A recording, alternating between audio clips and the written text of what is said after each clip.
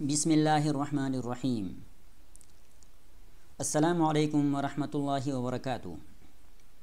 میں ہوں محمد غیاث الدین۔ محترم ناظرین و سامعین، آج کے لیکچر میں ہم پڑھیں گے قرآن کریم کے موضوع کے بارے میں، قرآن کریم کی غرض و غایت کے بارے میں، اور سب سے آخر میں ہم پڑھیں گے قرآن کریم کے حوالے سے بعضی اہم معلومات کے بارے میں۔ تو شروع کرتے ہیں قرآن کریم کے موضوع سے۔ قرآن مجید کا موضوع۔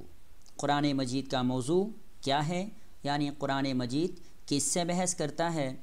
تو قرآن مجید کا موضوع ہے موضوع القرآن هو الانسان من حيث انه مكلف لانه يبحث فيه عما يحل للانسان وما يحرم عليه وعما ينفع الانسان وما يضره من الایمانیات والاعمال والاخلاق۔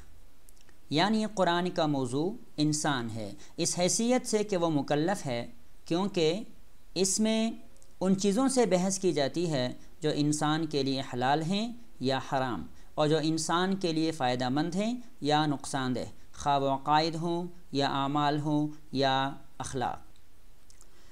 تو قرآن مجید کا موضوع مکلف انسان ہے۔ اب انسانوں کی بھی دو قسمیں ہیں، ایک کو ہم مکلف انسان کہتے ہیں اور ایک کو غیر مکلف انسان کہا جاتا ہے۔ غیر مکلف انسان اس انسان کو کہا جاتا ہے جس کی طرف شریعت کے احکام متوجہ نہیں ہوتے، جس پر شریعت کے احکام لاگو نہیں ہوتے، ایسے انسان کو ہم غیر مکلف انسان کہتے ہیں۔ ایسا انسان قرآن مجید کا موضوع نہیں ہے۔ اس انسان کے عقائد، اس کے اعمال اور اخلاق سے قرآن بحث نہیں کرتا۔ قرآن بحث کرتا ہے صرف مکلف انسان کے اعمال، اخلاق اور عقائد سے۔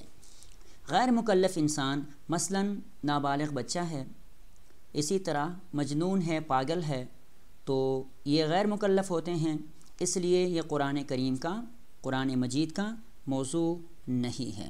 قرآن مجید کا موضوع مکلف انسان ہے، غیر مکلف انسان قرآن کا موضوع نہیں ہے۔ ایک مکلف انسان کے عقائد، عبادات، معاملات، معاشرت اور اخلاق، غرض اس کی ہر فکر و نظر اور ہر عمل کے بارے میں قرآن بحث کرتا ہے کہ آیا وہ جائز ہے یا ناجائز، حلال ہے یا حرام، مفید ہے یا مضر۔ تو مختصر الفاظ میں ہم کہہ سکتے ہیں قرآن مجید کا موضوع مکلف انسان ہے۔ اب قرآن مجید کی غرض و غایت کیا ہے، یعنی قرآن مجید کو اللہ رب العزت نے کیوں نازل فرمایا؟ تو خود قرآن کریم میں اللہ تعالیٰ فرماتا ہے، قرآن کریم کو نازل کرنے کی غرض و غایت اللہ تعالیٰ نے ان الفاظ سے بیان فرمائی ہے۔ شہر رمضان الذی انزل فیہ القرآن ھدی للناس وبینات من الھدی والفرقان۔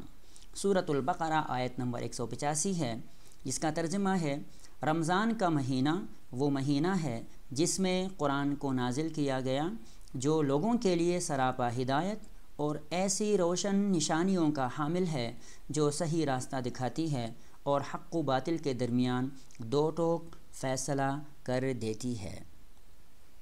اللہ رب العزت نے قرآن کریم کو زندگی کے ہر شعبے میں انس و جن کی رہنمائی کے لیے نازل فرمایا ہے۔ اس کے لیے قرآن کریم نے جا بجا مظاہر قدرت پر غور و فکر کی دعوت دینے کے ساتھ ساتھ سابقہ انبیاء و اقوام، ملائکہ، جنت و جہنم کا تذکرہ بھی فرمایا ہے، تاکہ اس غور و فکر کے نتیجے میں انسان کائنات کی اشیاء سے ٹھیک فائدہ اٹھانے کے ساتھ ساتھ اپنے رب کو پہچانے۔ تو قرآن کریم کو نازل کرنے کا جو مقصد ہے وہ لوگوں کی رہنمائی ہے، لوگوں کو صحیح راہ دکھانا ہے۔ یہ ہے قرآن مجید کی غرض و غایت۔ آگے ہے قرآن مجید ایک نظر میں۔ اس ٹاپک کے نیچے ہم قرآن مجید کے بارے میں نہایت اہم معلومات کے حوالے سے پڑھیں گے۔ قرآن کریم جس ترتیب سے آج ہمارے سامنے ہے، یعنی سب سے پہلے سورہ فاتحہ اور سب سے آخر میں سورۃ الناس۔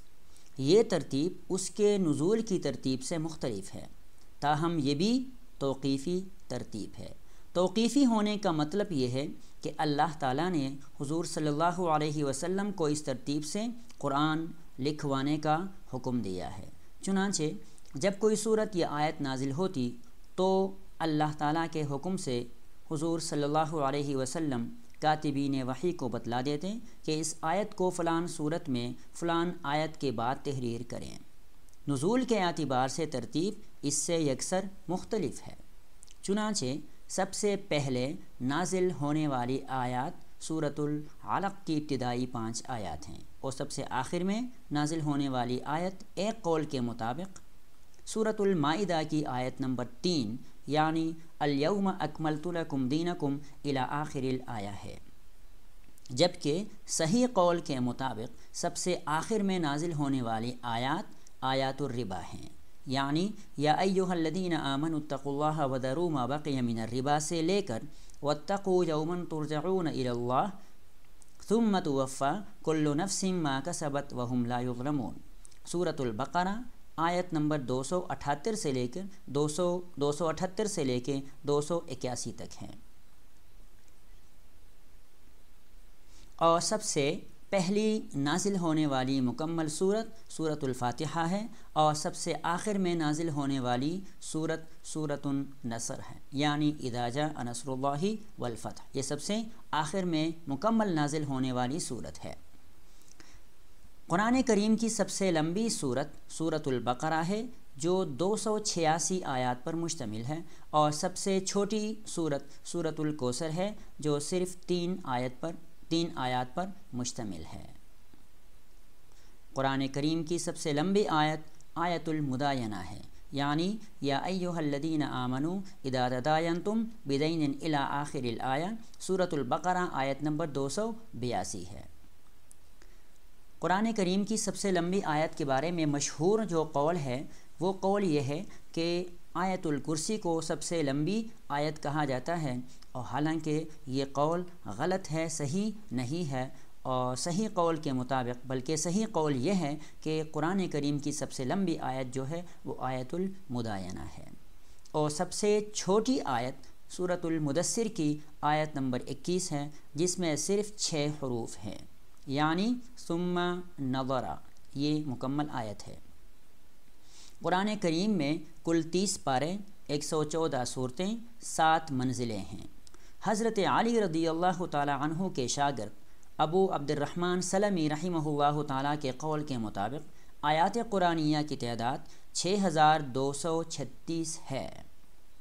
6666 والا قول مشہور ہے، تحقیقی نہیں ہے، یعنی محقق جو قول ہے وہ قول 6236 والا قول ہے، اور مشہور جو قول ہے وہ 6666 والا قول ہے۔ یہ قول مشہور ہے لیکن تحقیقی قول نہیں ہے۔